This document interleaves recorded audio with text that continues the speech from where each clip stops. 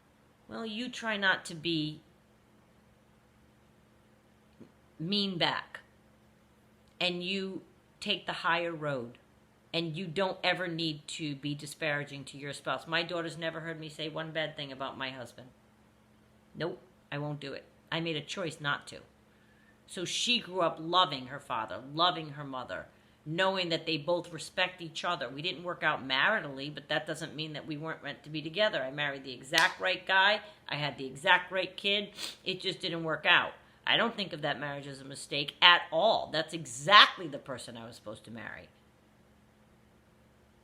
So I think as you go forward, divorce is a very, very tough thing already. You're dissolving something that you didn't necessarily think was going to dissolve, and you might be thrilled that you're finally getting divorced. You might be devastated that you're finally getting a divorce. Whichever it is, you need to compartmentalize that over here and deal with those feelings as an adult, by yourself, as a relationship. I mean, not by yourself, but away from your child, because they don't need that burden.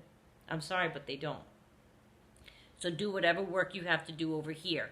But when it comes to them having a happy life, that's a choice you both have to make for the betterment of your child. That's all I wanted to say. It's extremely crucial for their upbringing. And then everyone eventually will get along. I hope for you. I hope it works out that way. Okay.